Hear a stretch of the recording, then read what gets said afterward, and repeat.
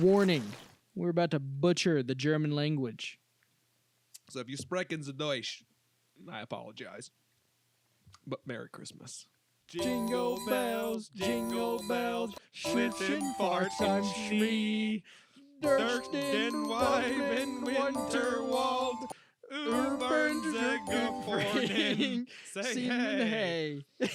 Hey! Jingle bells, Pony lauf ich schnell. What? Schanden Den Wintergarten in it Wintergarten? Wintergarten. Wintergarten. Gartigen. Oh, okay. Wintergartigen. Wintergarten. Bleibt es nicht so lange hell. Auf den Winter. Wait, no, I don't think that's how it goes. No. Winter hell. Auf den Fronten will. I kenn's Jar. In der Schmerwen Kutschen reiten.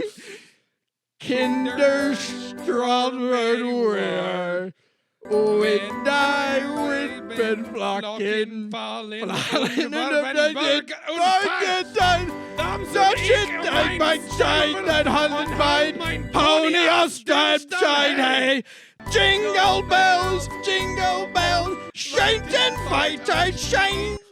Dutch den Wein, urban stroke, but my sheep. Hey! Jingle bell. I think they got it. Okay. Merry Christmas. We had a lot more to go. A day or two after. Yeah, it just kind of keeps going for a goes minute there. a while. I'm really not sure why this random English words are in there. Do they not have a term for jingle or bells in German? Well, or is that just... Or is it because the name of the song is Jingle Bells, so that part just doesn't get translated? Maybe it's, because of the title, it's Jingle Bells, and that doesn't get translated. Because, But then they wouldn't say William, like William. They just say William. Yeah, I know, Wintertagen. Like, you always pronounce a W as a V. I don't know enough fucking German. Well, Merry Christmas, you dirty apes. Yep, Merry Christmas to Deutschland, the United States. I hope you've touched the pickle. Merry Christmas to Palestine and Germany. Or Germany? Palestine and Israel. We already covered Germany. Merry Christmas to Japan. Enjoy your KFC.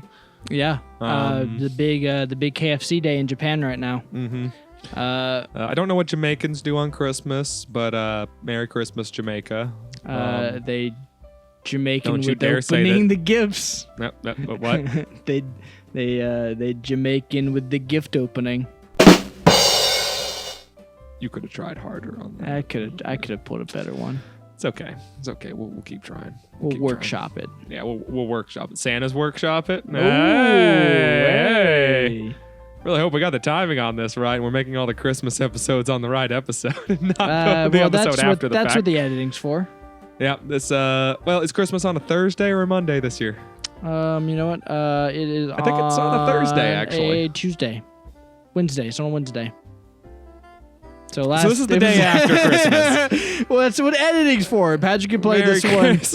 Patrick can play this one before. Merry Christmas, everybody. Yep. Unless he doesn't, and this is after, in which case... Maybe he'll release it Wednesday as a special Christmas episode. Ooh, special Christmas episode. Unless it didn't, and then in that case, it's not. And then this is just the day after Christmas episode. Thank you. This is your bonus Christmas gift. Mm-hmm. This is your after Christmas special Christmas gift. Yeah. As tradition hold.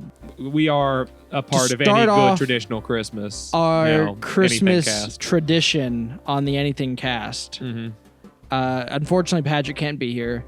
No. His bosses have got him. Mm-hmm. They're making him work.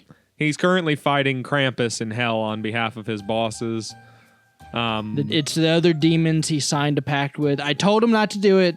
I told him not to sign up with capitalism. It's a hell spawn of a thing, but he did it anyways. And now he's in hell fighting Krampus. Mm-hmm. Him and Trotsky. Yeah, Leon Trotsky, especially Trotsky, fucking splitting the party and shit. Mm-hmm. He's helping Patrick fight the demons right now. But Trotsky did always hate the fascist. Like, there's one thing you say about Trotsky, he hates a fascist. Mm-hmm. If only Snowball hadn't sent those dogs after him. I might be mixing up my stories here, but I think I got the gist of it. I think you got it. Like, Balto was there or something like that. That Balto, very different story. But yeah, you're in the, I guess, sure. Sure. Balto was a dog. Did you ever see the movie with... that's related to Animal Farm in a way, sure. Did you ever see the movie with the guy who played Green Goblin, William Dafoe? Yeah. Willem Dafoe, what about him? What movie about Willem Dafoe? Be more specific. You mean Spider-Man? No. Yeah, you mean Spider-Man No Way Home? Nah. I'm out. Okay. I mean the movie where he had Balto. Wait, wasn't he a detective? No, he had Balto. What? Yeah, he was like the sled driver in Balto. Was there like a live action Balto I'm unaware of? Yeah. With William Dafoe as the main guy. Yeah, then I guess that. But no, I've not seen it though.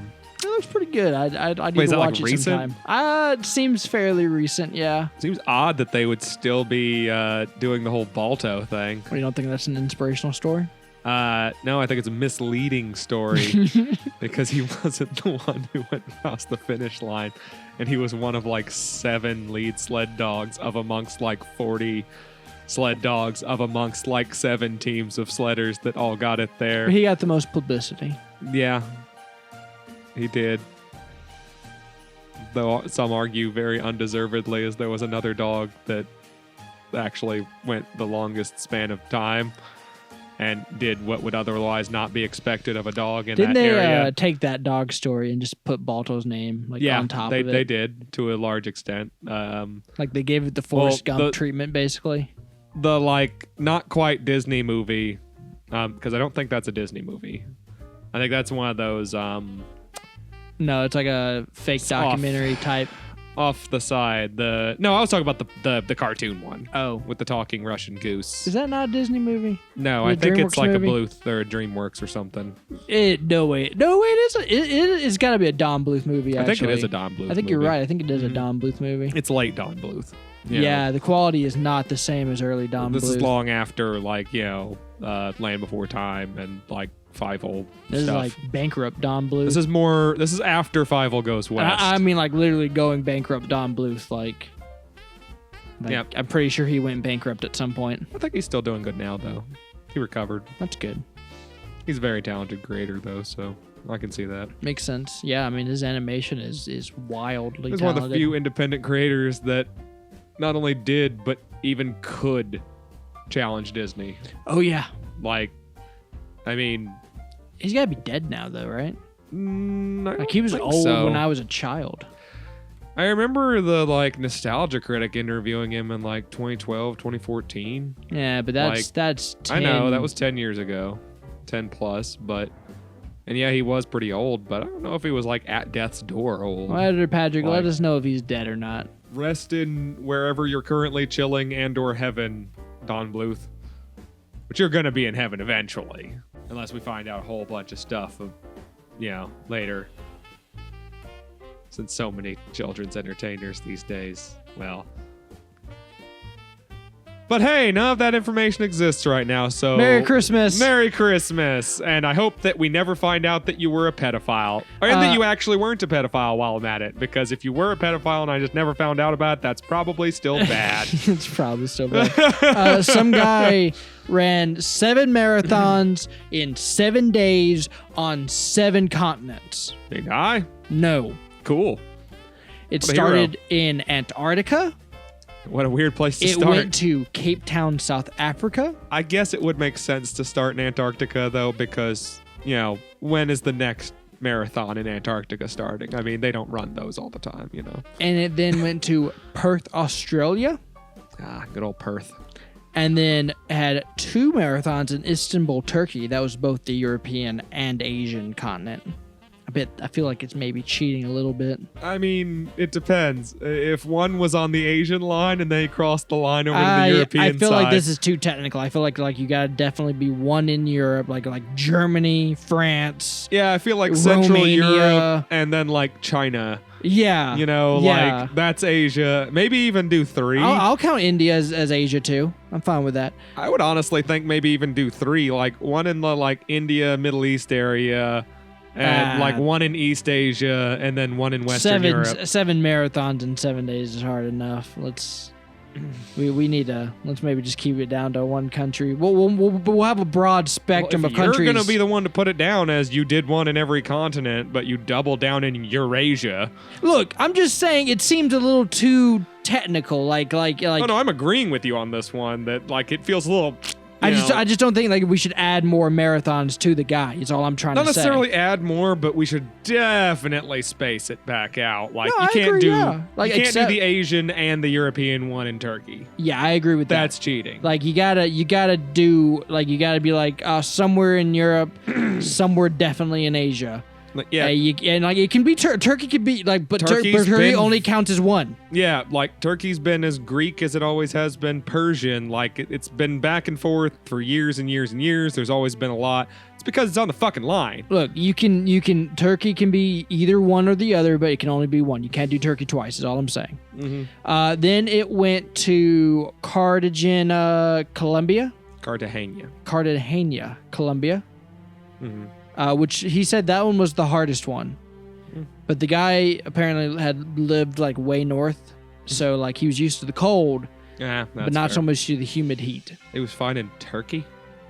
I don't know, but he said that Cartagena was the hardest one. And then finally it ended in Miami, USA. I mean, that's pretty impressive other than the Eurasia thing. But even then, I mean, it's still impressive. 7 marathons, right, 7 days, 1 technical. I'm just bothered by the technicality of him counting Turkey twice because it's on the line between Europe and Asia. It's not really even on the fucking line. It's I mean, no, it is. It's Asia. It is. Turkey is Asian. No, Turkey is the gateway between Europe and Asia. It is the doorway. Or the corridor of both. Yeah, I guess Constantinople's on the left, and all of the rest of plus you definitely Istanbul, not Constantinople. Istanbul, not Constantinople. Istanbul, not Constantinople. And nobody knows why but the Turks. Something like that. You missed a line in the middle there, but you're on the right track. I always forget what the fuck he says though. It's like something and the Turks. Like blame it on the Turks. I thought it was like nobody knows but the Turks. Something I forget what the fuck it is. What were we talking about? Istanbul. Anyways, there is a little bit of Europe, the continent of Europe, within Turkey. So that's why it counts. Gotcha. Because it's Istanbul is that middle. Kind of like has a little bit of Michigan on the end of Wisconsin. Basically, yeah.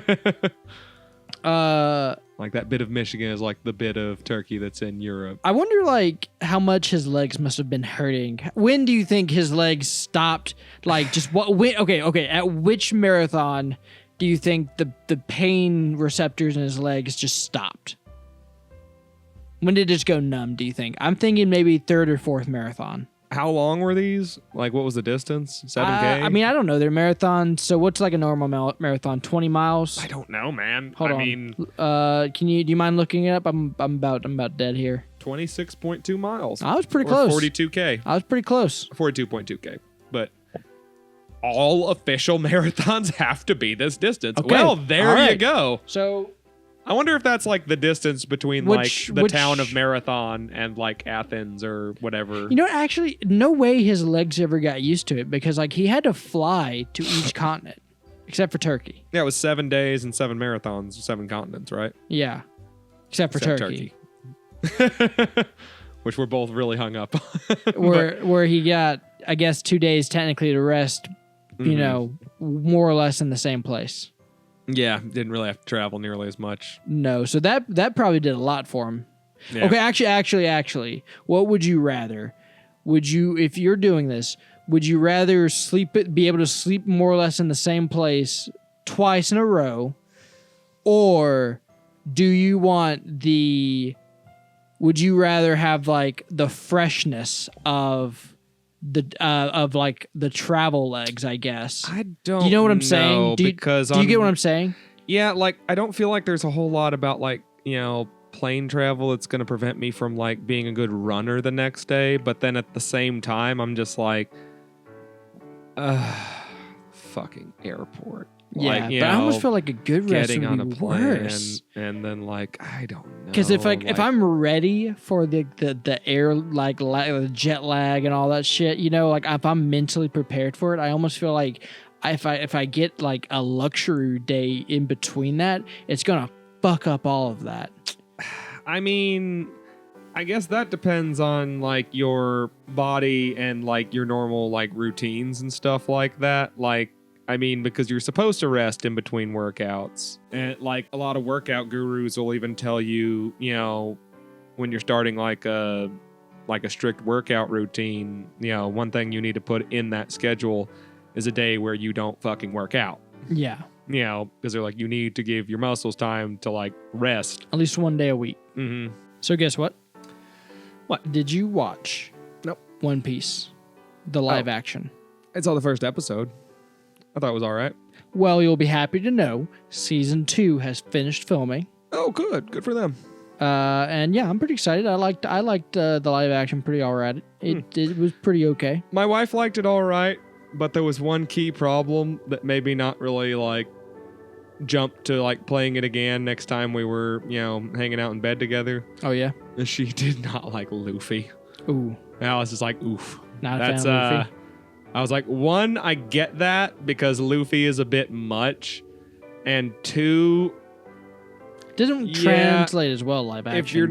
If you don't like Luffy, even if you are kind of down with the rest of this, I'm not sure how much enjoyment overall you're gonna get from continuing to do this. There's a lot of Luffy. There's a lot of Luffy. Yeah, I mean, maybe he'd grow on her eventually, but like, you know, our time is often somewhat limited, and we're a little bit prone to just turning something on we've seen 10 million times and then going to sleep.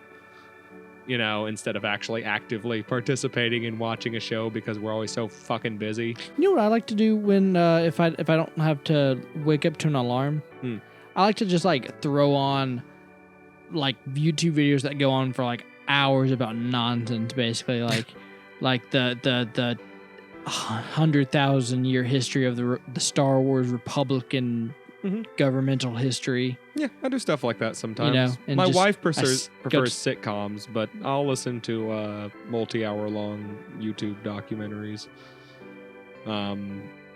Like a I don't know where these people find this fucking history of this shit. Like somebody would be like, this is the 9-hour concise history of the Oliver's wizard wand in Ollivander's wizard wand in Diagon Alley. Did you ever wonder why he knew where the Elder Wand was? Did you Yeah. ever wonder why he just lets kids come in and trash his store every time he sells a wand? That can't work as a business model. I'll explain every detail today.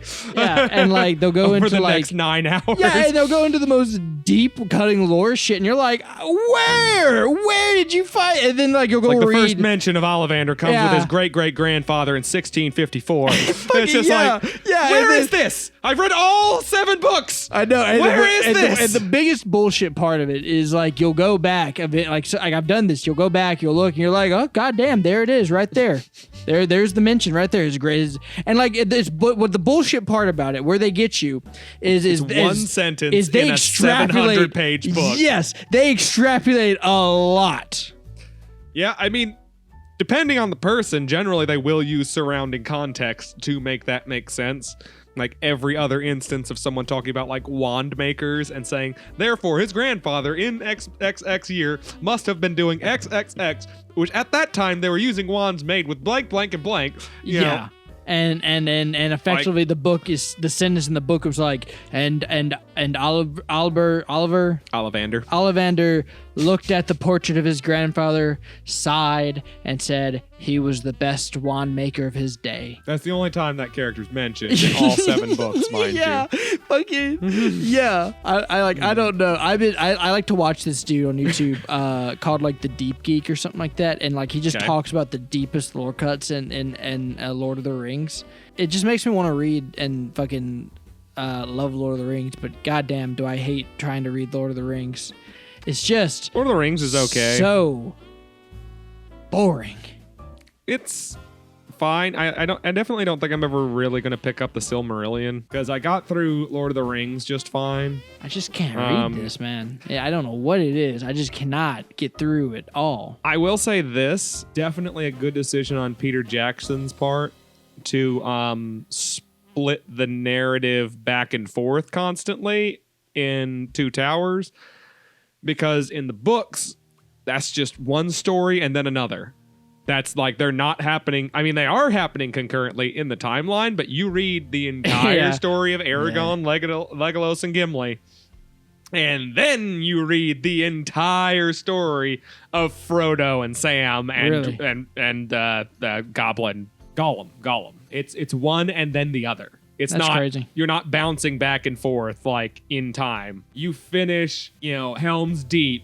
And it's like, I hope Frodo's all right. And then we go back to Frodo on the lake leaving from the end of fucking Fellowship. Basically, you read the book twice. Yeah, but the left side's doing something completely different than what the right side's doing.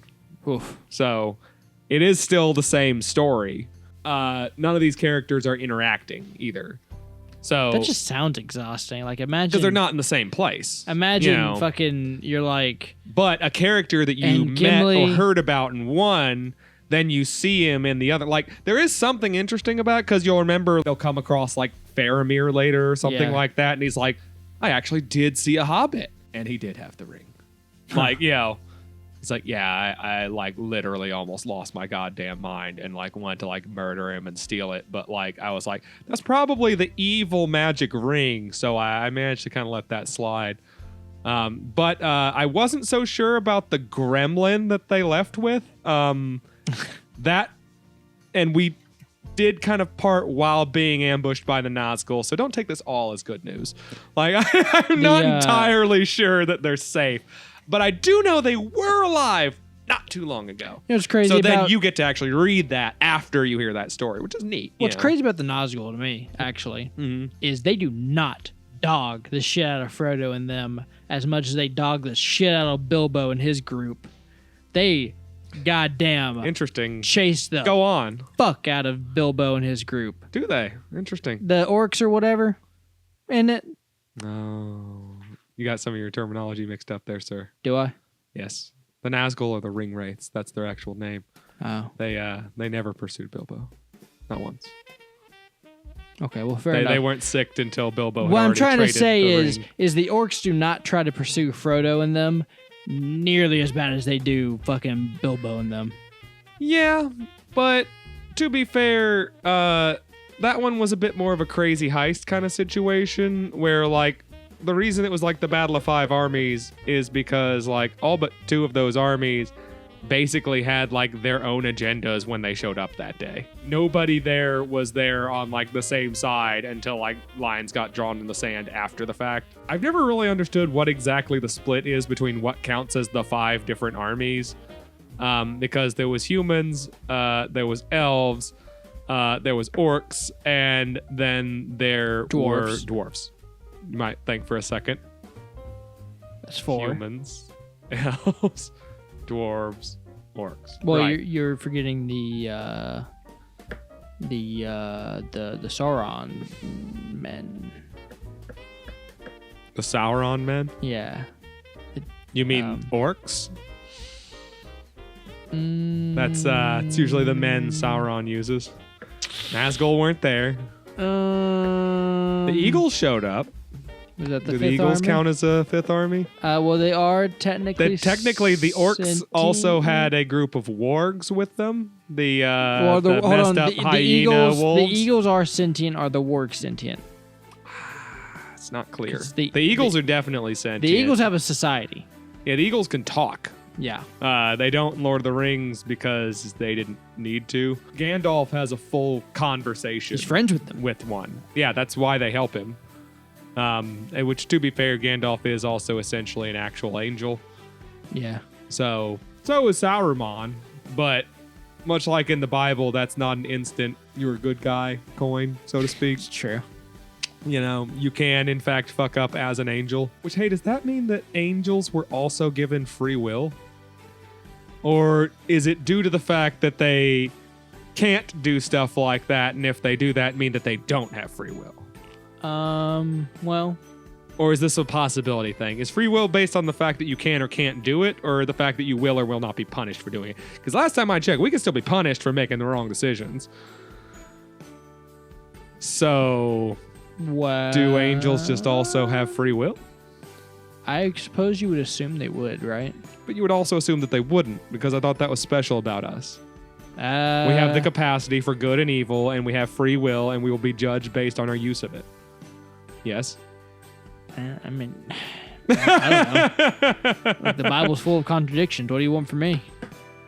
I don't know. You used to be a zealot. I figure you at least had some, mental gymnastics prepared that used to work for you. Like basically, what I would probably say is, I would assume angels have a conceptualization of free will, considering that Lucifer clearly exerted a will that clearly wasn't the will rebelled he wanted against God. Yeah. And then like, I would probably just say like it's just like I would say what's special about us probably comes from the fact that God just chose us as His favorited creation. Which you is mean what the Jews? The Jews are God's chosen people. In the Bible, it says He saw humanity. This is before He chose the Israelites as His chosen people. In Hebrew, that word was Jew, but go on. Right. Because apparently there were already humans on the earth when Cain and Abel had their little spat. Because Cain then proceeded to run into other humans. Oh yeah, I mean the outside of Adam and Eve. That religion. That's a whole thing there. It lives from other mythologies. Don't overthink it. Don't overthink it. Anyways, but before like technically the Jewish people became a thing, before like Abraham and all that, God was like, humans are my favorite creation, and that's what made Lucifer jealous. Right. And that's why he rebelled. So that would be my mental gymnastics. Is we're not special because we have free will. We're special because God just said we are. It's generally a zealot's It's like an reasoning. artist having a favorite. I mean, it's like an artist having a favorite painting. Yeah, beauty is subjective, as is art.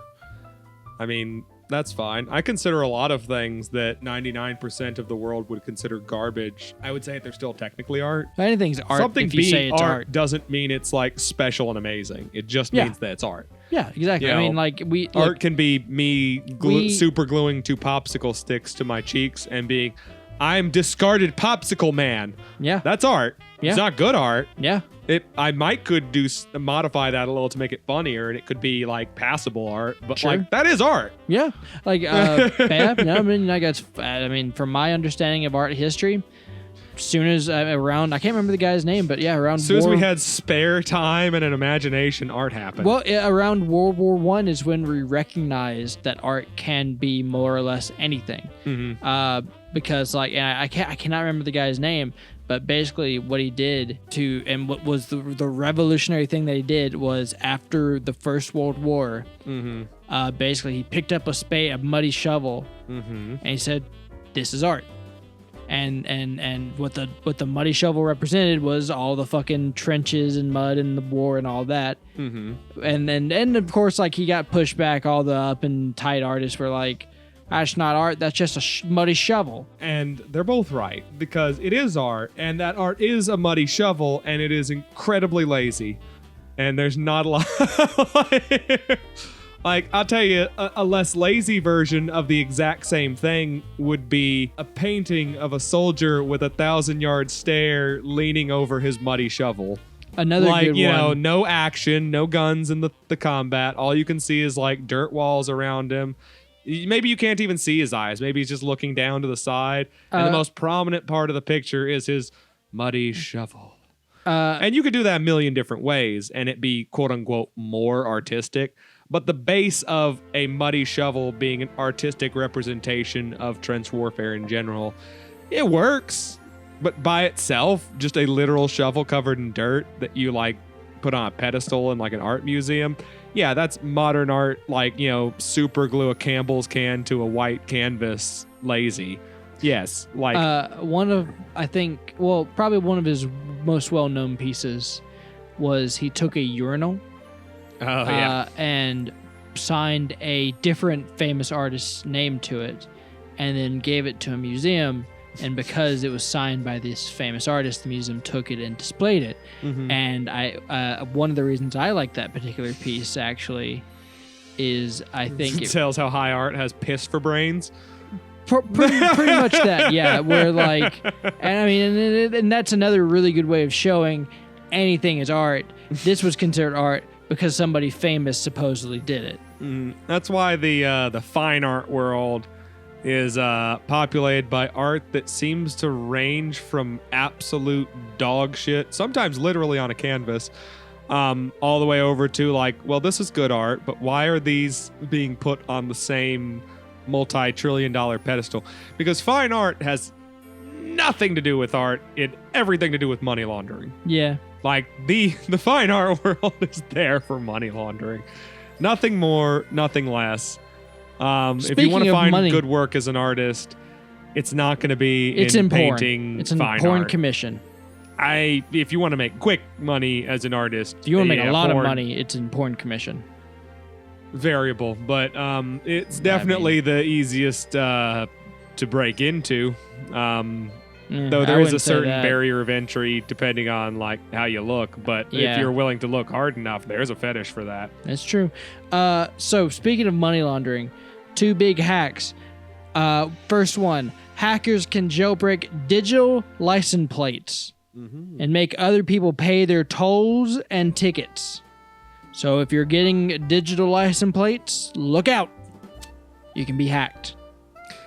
What the fuck is a digital license plate? It is a LED license plate. It's a license plate. Okay, so like imagine Explain a to rectangle. me what the advantage of an LED light license plate is over a strip of metal with the license plate painted and embossed on it. Okay. Okay. Hold on. Let me put myself. Figure it out. Figure it out. Let me put myself. Sell it to me. Sell it to me. Okay. Yeah. I'm selling it to you. I'm selling it to you. Explain to me why I need to take that strip of poorly finished metal off of my car and replace it with your expensive hackable LED light system. Don't put it. Please. Hackable. Please explain. Okay. Yeah. So like, so imagine this: pitch black outside. Clouds everywhere. Okay. All right. That thing that happens every 12 hours forever. Yeah. Gotcha. Dang it. In this modern age, my phone is dead. I don't have batteries anymore. Okay. I don't have any source of light. Oh, man. What will I do to find out what the number is for my license plate? Oh, if only I could be like Mr. Johnson over there. So you do realize his bright. Hold on, let me pitch. Okay. Let me pitch. If only I could be like Mr. Johnson over there with his bright light LED plate. And then you go over there and you look at Mr. Johnson and it says M41-IX82. And you're like, wow, what a clear and nice license plate. Would you buy it? Would you buy it? Okay, so I guess I didn't need to make this note here. Okay, so what exactly is this world in which every light on your car that requires electric power does not work except the license plate? Well, and also, are you not familiar with the fact that every single modern vehicle these days is equipped with 2 small lights that illuminate the license plate, Eric, so that police officers can see your light. This is a commercial world. You can actually get pulled over if those lights burn out and you don't replace them. Look, I went to jail because of that once. That's rough. Eric, listen. I also had a weed pipe, but that is why I got pulled over. Wow. So. Eric, this is commercial world, okay? The wildest things can happen when we're in commercial. Imagine in commercial world, people look at fucking potato peelers and like slice their hands off. Okay. Imagine this. There's a guy who looks like Tim Allen. Okay, he's walking outside at night, and he has a flashlight, and he's got his car registration in his other hand. Okay. And he's like, he says out loud, "Boy, It sure is time to put my new car registration on. Good thing I got up early. So that way it indicates that he's instead of in his garage or in his front porch, he's in a pitch black woods to do car repairs. Well, see, he's a man of the land. No, hold on, Eric. He's a man of the land. So when I change my license plate, I'm usually like at home or outside of City Hall where I just bought a license plate. Well, he had things to do. The commercial didn't go into this, but if you were to look in the script, maybe it would tell you, he had things to do beforehand, and he only got, he had to do it the next day. The script is hypothetical, just to be fair. I couldn't have looked ahead in the script because you were making it up as you were telling me the story. But go on. So, please. Early in the morning. Sell me this LED license plate. Early in the morning, a man who looks like Tim Allen wearing a lumberjack uniform walks outside, and he goes, "Oh boy, it's a good thing I got up." Yeah. He's like, "What? It's a good thing I got up early to change my registration." That way you know that he's a hardworking conservative man who gets up before work to do the things he needs to get done. And he lives in a black void? No, he lives in the dark woods. He's a lumberjack. He lives in a cabin. Those lumberjacks generally work in... He lives in a cabin. Live in the woods that they work in. He lives in the woods where he works. Okay, yeah. He lives on site. Which, as we know, people who live in the woods as lumberjacks are usually on the forefront of digital technology. Maybe you don't know. You know what? It's implied. Small electronic devices last so much longer than embossed bits of metal. The commercial implies that he's like a manager or something. I don't know. Fuck off. Anyways, so you're trying to sell this to me. Okay, but fine. Please tell me more about this midnight lumberjack. I'm selling it to you. I have to design it to you and not the mass market. Fine. Okay. Still haven't really explained what any advantage of this weird, I don't know. It helps you see at night. So what happens is the lights that they installed underneath license those plates are bullshit. 40 years now ago we have LED. The future is now, old man. So check this out. Overproduced. It's pitch black at night. The clouds are covering the sky. Okay. You're driving down the road. Okay, so the car is operable, so presumably the headlights... Yeah, everything's working fine. Brake lights, the rear-facing lights. Everything's working perfectly fine. All of the interior lights. All of it's working fine. Okay. You're in your standard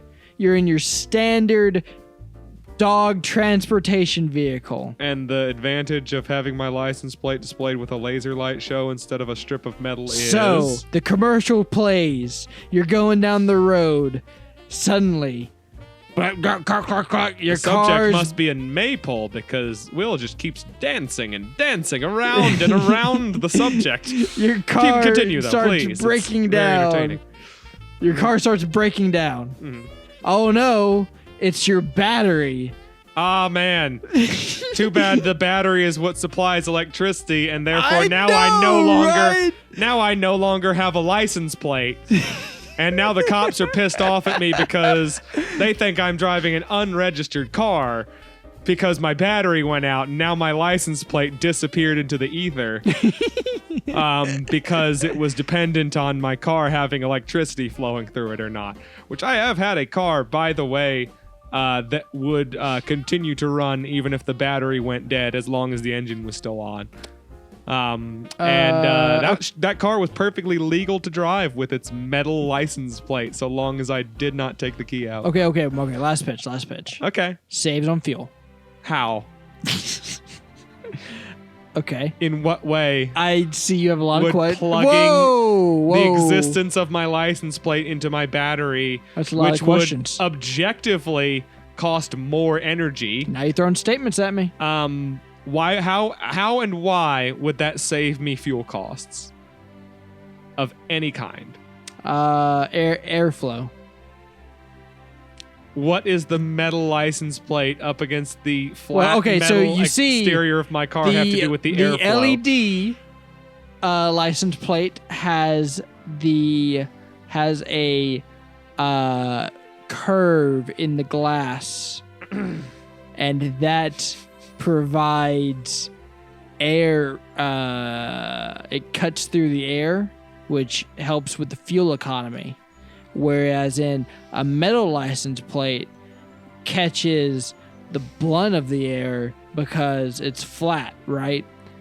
And so it's technically slowing down your vehicle, thus using up more of your fuel economy. Nice try, but no. Well, I mean, that's just false. That's just wrong. It's not wrong. I mean, if everything I said that was true, even technically is true, it would be a fraction of a fraction of a fraction of a percent, well, and it would not offset that. the amount of energy needed to power up the lights. Maybe that part, but nothing I said was false, except for maybe the LED shape. I don't know how what the shape of the LED was. Also, I said even if it's true, it's such a negligible difference that compared to the amount of energy simply being exuded by adding another energy-consuming light, it would hack not be efficient at all. Probably not. A hack that targeted. So wait, did you just give up? Was that it? Like you'd have no idea why anyone anyone would ever get one? I have no idea why anyone would get one. I have no idea. I have no clue. So that was your best attempt then. Yeah. That's as much as you can pull out of your ass for that. Yep. Fair. I mean, I got nothing, so I'm not saying I could do a better job. Other hackers have targeted the data of AT&T and Verizon customers and left millions exposed. But don't worry, the corporations only told the most valuable customers, such as Donald Trump, Kamala Harris, the rich and powerful. So you might be left out in the dust, but don't worry, the rich have not been.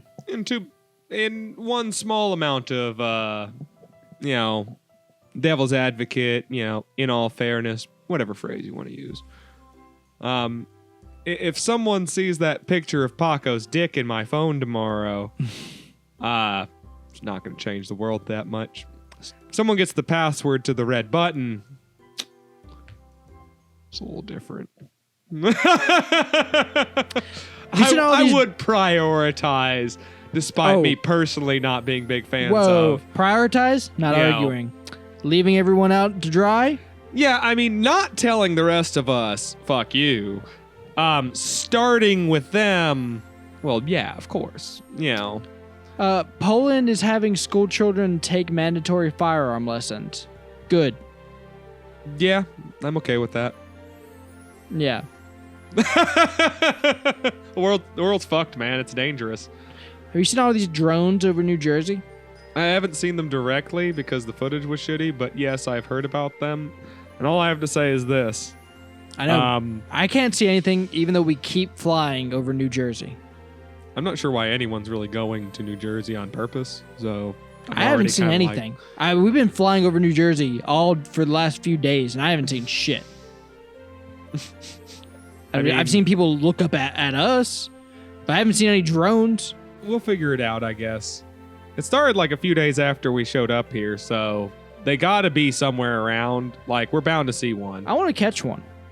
I mean, I'll tell you right now, they come over to that place I got in Mississippi, let's just say it's a bad idea. I don't know who the fuck would want to spy on a house in Mississippi. That feels dumb. But let's just say this. One of my brothers was hanging out at somewhere else on this driveway, and without telling me, flew a drone down here while I was outside talking to my wife, letting a dog out, and I heard it. And I didn't know what the noise was. And then I saw the drone. I looked at it in its drone face. Yeah. Immediately grabbed my dog and went back inside the house and came back out with a loaded shotgun. And at that point, my phone started going off. He was just like, yeah, I saw you go back in the house with a strong sense of purpose and thought, I should probably move this drone before I get a chance to talk to Eric again. Yeah. Because it was 120% my intention and purpose that I was going to go out there. Would you have a loaded birdshot?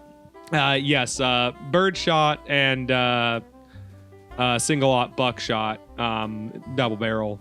Did you see that So it was number 8 and number 4. Mayor of New Jersey was asking whether they could just shoot them down or not? That's exactly what I would do immediately. Like, seriously, do not send a drone to my house. I don't care what the government or the law says. You're losing the drone, and if you come up here to retrieve it, you'll lose something more. Don't spy on me or my family. And if the government wants to establish the precedent that any Tom, Dick, or Harry can literally fly over the surface of my house with a fucking camcorder, then I'll shoot anyone in the government that tries to enforce that law too.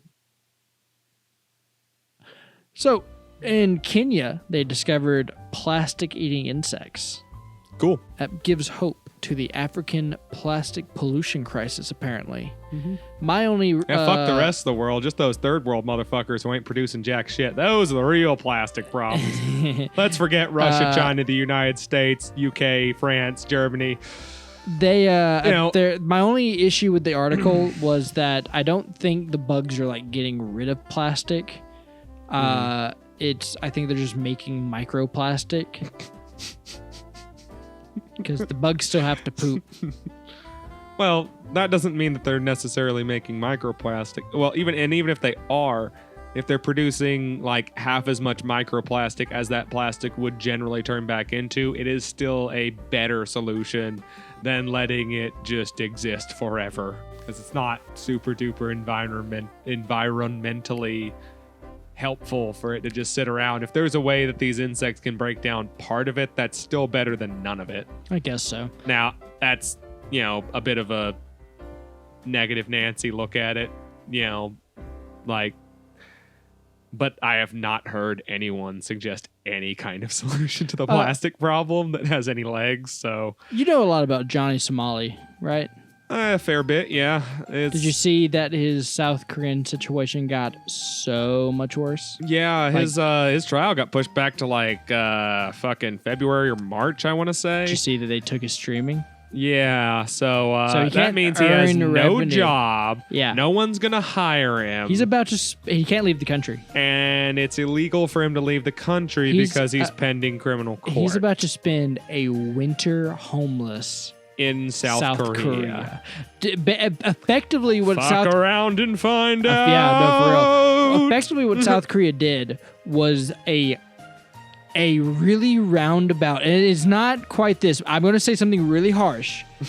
Okay, it's not technically true unless it happens, but. What South Korea government has effectively done is a roundabout death sentence.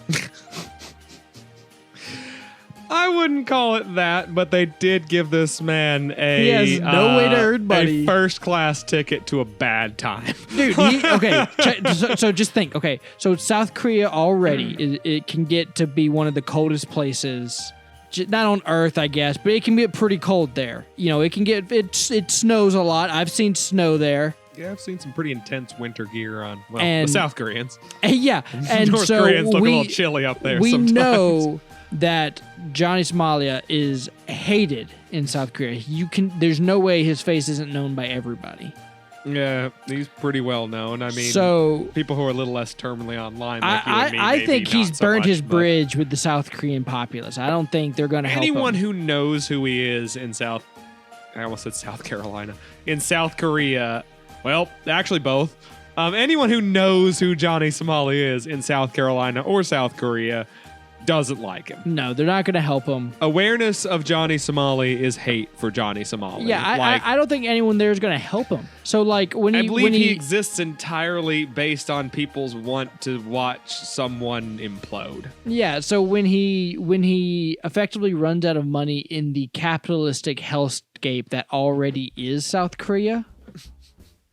And I always have to bring it around to that, don't you? I mean, it is. As opposed to the not capitalist hellscape that is North Korea. I mean, yeah, it's a hellscape up there too. I wouldn't say it's not. You don't have to quantify something as being capitalist for it to be a hellscape. In case you checked, every other philosophical economic system we've come up with thus far has failed equally bad.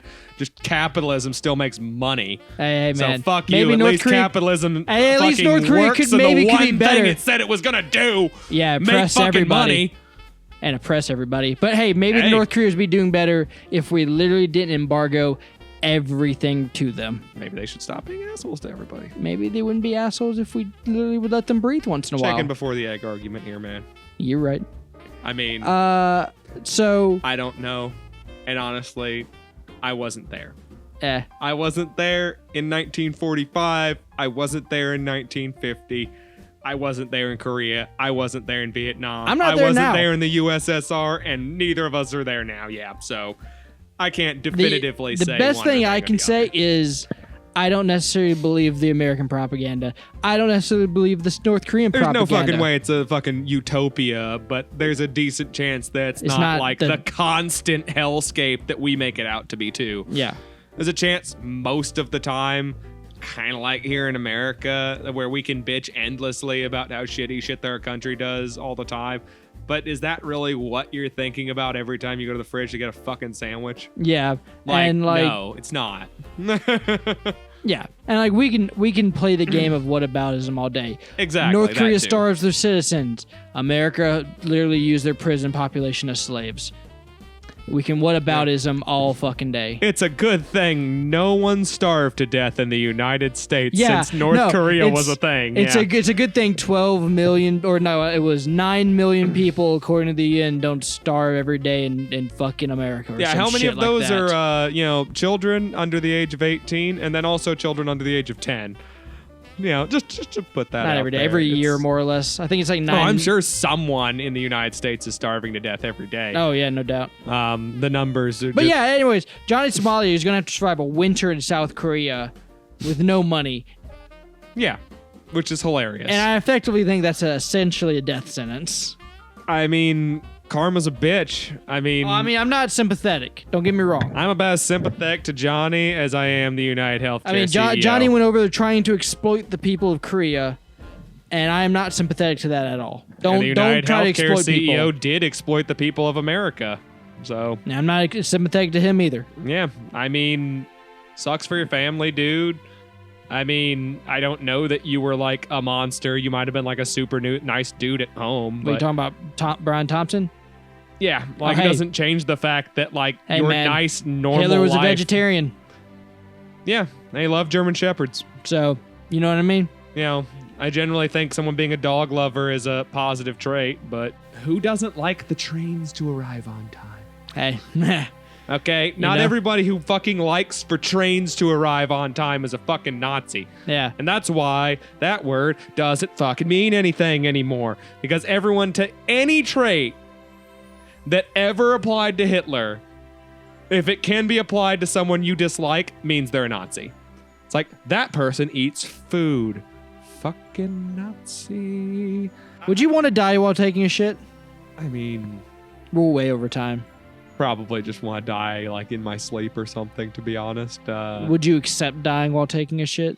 I really don't want the only thing in my life similar to Elvis being how I die. Okay, but let's say it's like one of those where you completely empty your bowels. It feels good after it. If I can die not feeling terrible, I guess that's kind of close to the whole dying in my sleep thing. So if it's a great big relief and then I fall asleep dead, it's you feel relieved and then you have a brain aneurysm. I guess that's fine. I'd rather just not die suddenly of we all want to not die suddenly, right? But I'm not giving you the choice of not dying on the toilet. I'm saying, you're a ghost now looking back at your body. Are you accepting the fact that you died like that? No, I'm probably a little pissed at it. Okay, all right. that's the heart of what we're going to have to get to. And that's the heart of this podcast. Thank you for listening, everyone. Thanks. Merry Christmas. Merry Christmas yesterday. Or today. Yeah, depending on Patrick randomly decides to go off of our normal schedule for the sake of a Christmas thing, which I don't think he will. He did it. Well, he might do it, I guess. I don't know. You'll know, especially if you got to this part. You'll know. You'll have listened to this for an hour, and I hope that our audience is of the mental capacity of knowing what day it is. You'll know, because it's Christmas. They do listen to us, though, so I don't know. Anyways, this has been Will on the naughty list. And Eric on the good list, which is in Palestine. And this has been the AnythingCast. Nah, I'm just kidding. It's in Israel. Merry Christmas! Merry Christmas! Merry Hanukkah! Happy Hanukkah! And that other one. Happy Ramadan. Yeah.